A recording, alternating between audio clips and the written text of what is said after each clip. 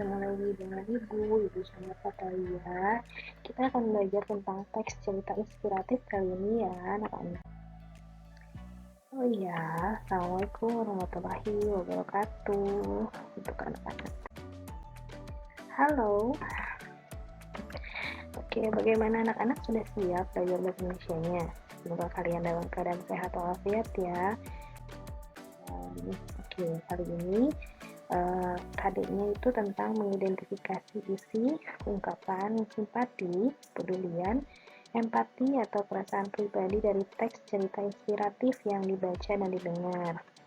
Lalu juga KD 3.12 menelaah struktur, kebahasaan, dan isi teks cerita inspiratif.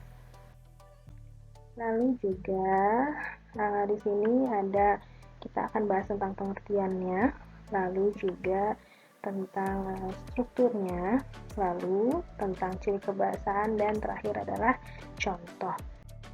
Anak-anak, yang pertama kita akan bahas tentang pengertian dari teks cerita inspiratif adalah kisah yang menggerakkan hati sehingga membuat pembacanya bersemangat atau termotivasi. Lalu yang kedua kita akan bahas tentang strukturnya. Strukturnya yang pertama itu ada orientasi. Di sini biasanya menjelaskan tentang perkenalan tokoh begitu ya. Ini biasanya di cerita-cerita hampir sama untuk struktur. Yang kedua ada perumitan peristiwa. Maksudnya perumitan peristiwa di sini adalah si cerita tersebut menuju ke klimaksnya itu apa gitu ya. Awal mula permasalahannya itu apa. Nah, langsung ke komplikasi atau puncak masalah, lalu ke resolusi atau penyelesaian dan koda atau kesimpulan. Lalu yang ketiga, kita akan bahas tentang ciri kebahasannya. Ciri kebahasannya di sini yang pertama itu kata keterangan, tempat, waktu, tujuan, dan cara. Yang kedua adalah konjungsi intra kalimat dan antar kalimat. Lalu yang ketiga adalah kalimat majemuk setara dan kalimat majemuk bertikai. Yang pertama, macam keterangan itu ada keterangan tempat, di, ke, dari, waktu, besok, kemarin, lusa, tujuan, supaya, agar, dan cara. Lalu setelah itu ada tentang macam konjungsi, ini juga sudah pernah kita bahas ya. Yang A, intrakalimat.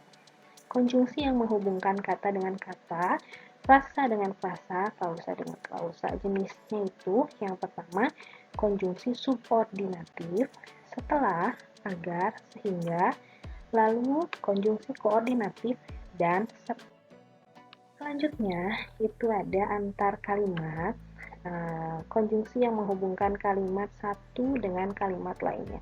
Jenisnya itu yang pertama sebab akibat, oleh karena itu, oleh sebab itu. Lalu yang selanjutnya adalah lanjutan dari kalimat sebelumnya, sesudah itu, lalu hal di luar kalimat selain itu, dan pertentangan, yaitu. Kemudian selanjutnya itu ada macam kalimat majemuk. Yang pertama itu adalah majemuk setara, memiliki hubungan koordinatif dan dapat dipisahkan, memiliki konjungsi dan lalu sedang ya. Lalu di sini ada contohnya. Rina bermain boneka, lalu Asti memasak nasi.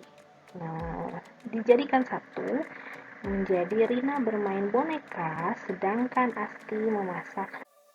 Nah, kemudian di sini ada majemuk bertingkat, memiliki klausa-klausa bertingkat dan tidak dapat dipisahkan. Konjungsi yang digunakan waktu, syarat, tujuan, sebab, akibat, dan perbandingan. Ya, contohnya di sini dia membolos karena tidak diberi uang jajan. Ini adalah sebab akibat gitu ya. Lalu juga mereka mirip seperti pinang di belah dua. Ini contoh dari perbandingan. Nah, selanjutnya adalah contohnya. Kita membaca contohnya ini seperti apa. contoh dari teks inspiratif begitu ya, bisa disimak. Oke, nah seperti itu. Oke anak-anak, terima kasih. Semoga ilmunya bermanfaat, materi ini juga bermanfaat untuk kalian. Sampai bertemu lagi. Wassalamualaikum warahmatullahi wabarakatuh.